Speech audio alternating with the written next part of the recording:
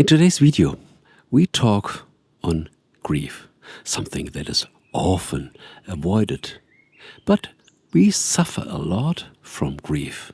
Our life consists of our gains that make us happy and also of our losses that produce grief. And grief is something that we feel emotionally. This is a very strong feeling. And this video won't produce negativity. On the contrary, it will bring relief. And grief happens already in our early stages. The small girl loses her favorite doll in the river.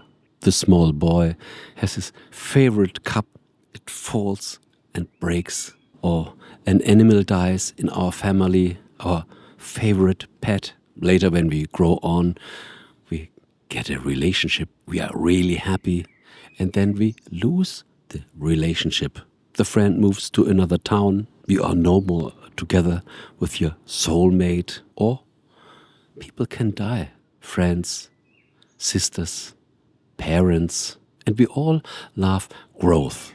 When we get something that we are wishing for, and then we have it, we enjoy it. We combine so many good emotions, experiences with this topic, this situation, with this person. And we think this is part of our new life. We get accustomed to it. And we build the habit that we have it. We have it now and we have it forever. Because this feels so good.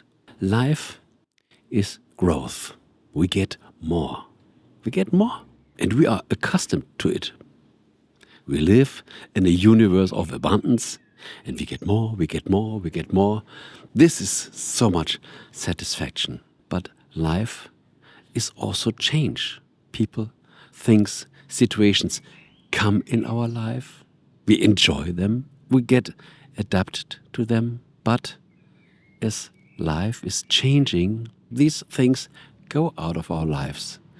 We go out of this situation. This person will separate from us. People will even leave Earth to another realm. And we are still so accustomed to them. And even worse, this was not our decision. And mostly it was not even their decision. And yes, we elaborate on this topic in this video that we get a new form of relief. Embrace this video like a virtual hug, because we are all concerned. Not just you, me, any other friend, any other person. Things and situations come in our life and they go, the same as people. And this is really important, that you know you are not alone. I am with you. All other people are with you without even declaring it, because we are all concerned, like a flower. We have a seed, then we have the first leaves, the flower is building up, we have a beautiful flower, and the flower will fade. For the flower, this was a perfect creation. We wish we had the flower longer, but for the flower, this was a perfect life, coming, being there, and fading out. And do you know what? Some people even have grief for something that they never had. I wish I had this. This is my desire. This is my desire. And I become so accustomed to my desire, I never reached this. And then I'm sad because I don't have it. It never appeared in my... Isn't this crazy? We even can feel grief about something that we never had. But it was there in our imagination. Some people have a partnership and they think this woman, this man should be like this. And then the person is different. And then we already feel this grief. Why is this person not as I expected? We are full of expectations. And when the expectation is not fulfilled, we feel this grief that we don't have it. We should have it. This is our birthright. What means even an imagination can bring us satisfaction. Our inner cinema. We have it, at least in our mind. And I think the dangerous thing are our expectations. We expect having it. We expect having it forever. And this goes against life, because life is always changing, always changing. And what can bring us relief? I think when we just have an imagination, we should be grateful for it. Just that you are able to think this, to imagine this. This is already enough. When it manifests, even better.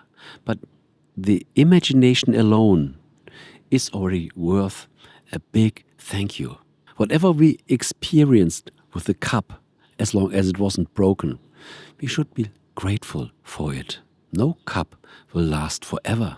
Whatever we felt, what we imagined in our feelings with the person, we should be grateful. And even if the imagination is just a good memory, wonderful, you have this good memory.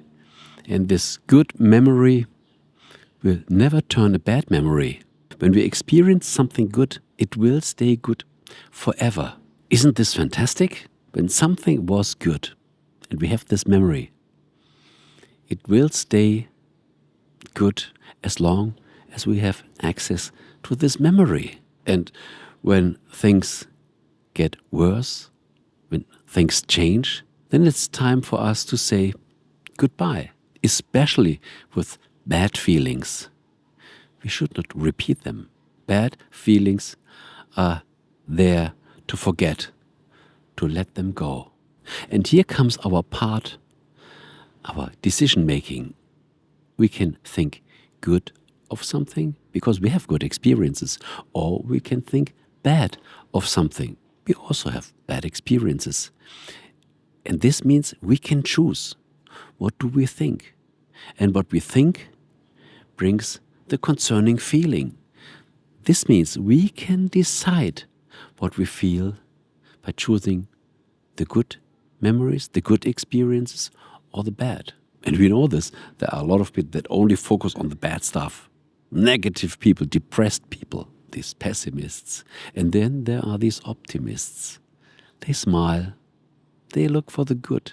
Not because they are born like this.